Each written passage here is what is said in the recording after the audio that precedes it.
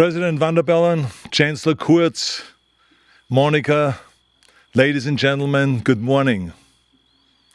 My presence in Austria today is virtual, but my feelings are real, because Austria is still so much part of who I am, and the people of Austria are still my family.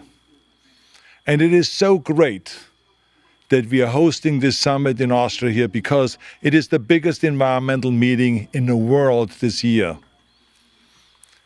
Now, I'm in the movie business, as you all know, so to me there is really not much difference between virtual and the real world.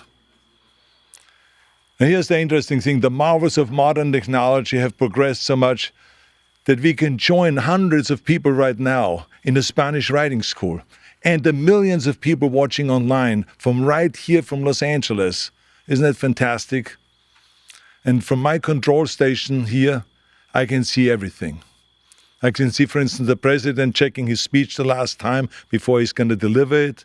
And then there's Monica running around, worrying and schwitzing about everything. And then there's someone in the third row, hey, you, pay attention, stop picking your nose. It's amazing, the kind of things that we can do with technology. Is like unbelievable. But there's still, with all these technologies, there's still some people that think that the best way to light a room is to burn a lump of coal. But we're going to talk about that later. First, I want to just say thank you very much to President van der Bellen for being such a great partner for this summit for the past 4 years.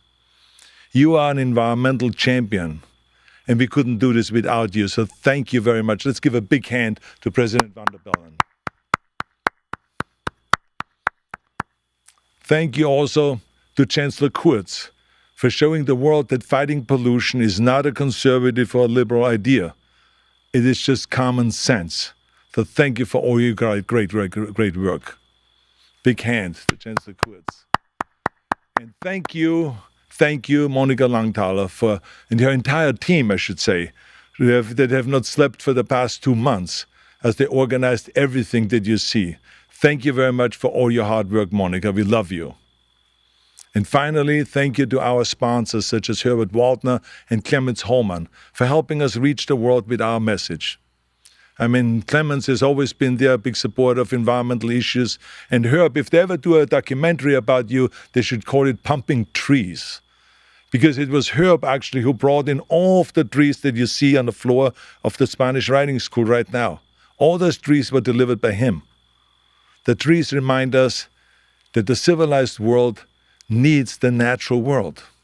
And they also remind us that civilization and the natural world can live in harmony. And it is this idea, this desperate need, that has brought us together here today. Now, all over the world, almost every environmental meeting, every sports competition, every movie premiere, every convention has been cancelled because of this coronavirus. So why did this gathering not get cancelled? Why did we just postpone it but not cancel it? Why did we feel that was so important to us? It is because the message of this summit is urgent. And we have a window of opportunity to act right now. I'm speaking to you from California, where wildfires caused by lightning strikes and record-breaking heat have turned more than 3 million acres. It burned acres after acres after acres, and it's been going on for weeks now. And an army of 14,000 firefighters in huge flying tankers have been battling those places. And the fire season hasn't even started yet. The sky for the last week has been orange or deep red in much of the state, looking more like Mars than California.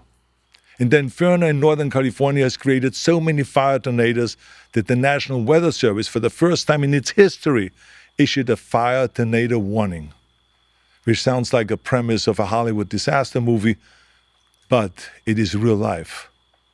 But the thing about Californians is that we have a history of rebuilding.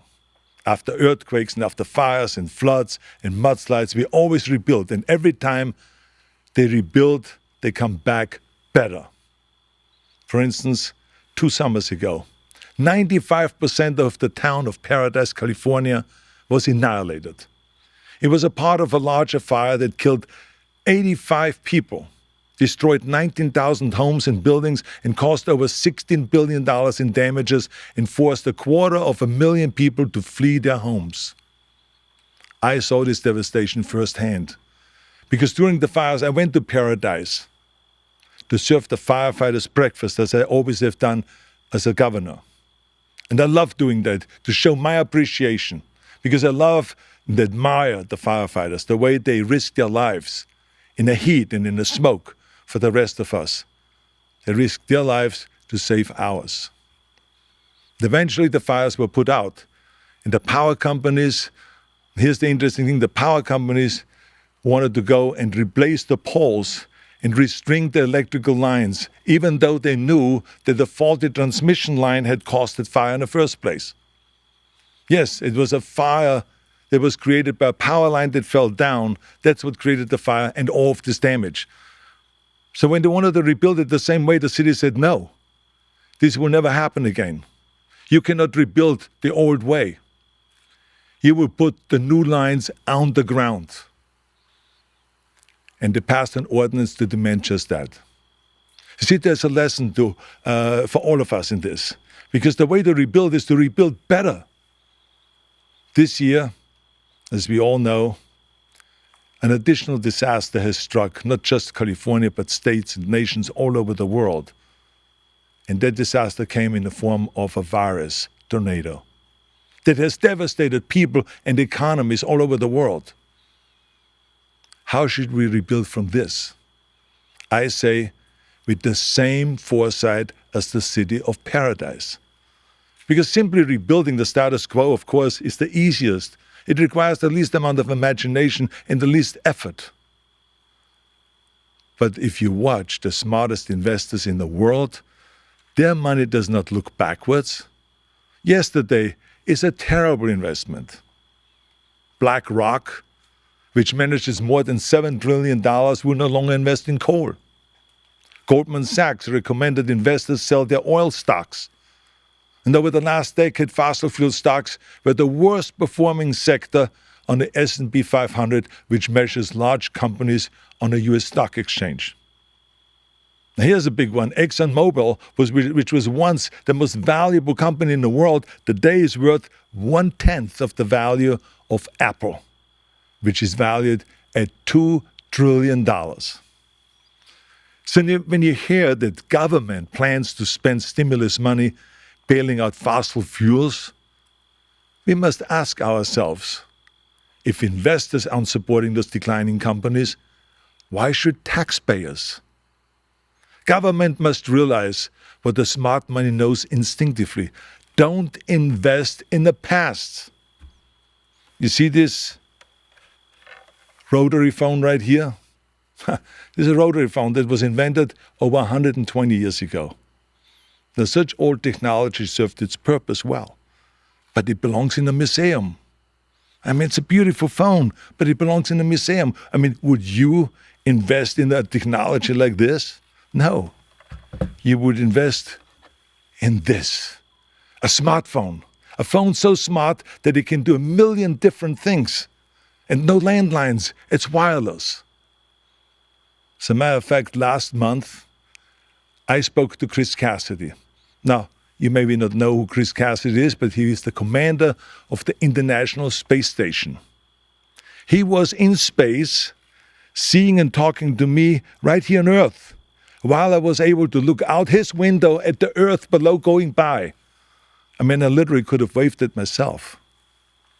We were not bound by wires or old technologies because the people making the decisions over the years had the foresight to look forward. Forward-looking decisions are needed right now. Right now, as trillions of dollars and trillions of euros are being poured into rebuilding economies and infrastructure in the wake of the coronavirus. These funds are so massive, they are capable of remaking societies. We have a tremendous opportunity here. All we have to do is pick it up. We need to build a clean energy economy. And the projects of the future, we need to put people back to work in sustainable jobs. We need to upgrade buildings and to make them more energy efficient. We need to weatherproof homes. And we need to drive cars that are powered by alternative fuels. And we need to install energy efficient appliances. That's where we should invest our money in. And we need to do simple things that don't even require technology. We need to plant trees. I tell you, it can be done. Because I remember when I was governor, we had big plans. And like reducing greenhouse gases by 25% by the year 2020. And we beat it. We did it by 2018. We set the goal to require 50% of our electricity to come from clean sources. And we beat it. We set the goal of 1 million solar roofs on our homes. And we beat it. And I have no doubt that California will continue on with that momentum. And then we will step up and achieve another 40% of cuts in greenhouse gases by the year 2030. In 10 years from now, yes, we will have reduced another 40%. And 100% of clean power we will have by the year 2045. Today, even though California is only 12% of the US population, it attracts more than 50% of the US green tech venture capital. See, all this money is coming into California, and that's why we are so successful. We have the strictest environmental laws, but we are the most successful economically in the United States. And we are the 5th largest economy in the world. See, that's the future. This is the way to invest and to rebuild. Ladies and gentlemen, climate change is truly our planet's pandemic. It is our pandemic. I mean, if you think about it, that there were 1 million people almost killed so far by the coronavirus. But the pollution and climate change kills 7 million people every year. So that's the real pandemic. It is spread to all of the nations of the earth. And there is no vaccine. There is no vaccine except our own actions. Now let me close with one last thought here. In Austria's national anthem, we sing, land of the mountains, land by the river, land of fields, land of cathedrals, land of hammers with a promising future. When I hear those words with the music behind them, I feel something stirring inside me, and it makes me proud.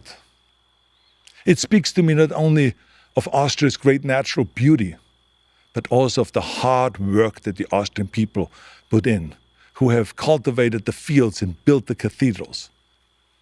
It sings of the mountains, which represents the beauty and the environment.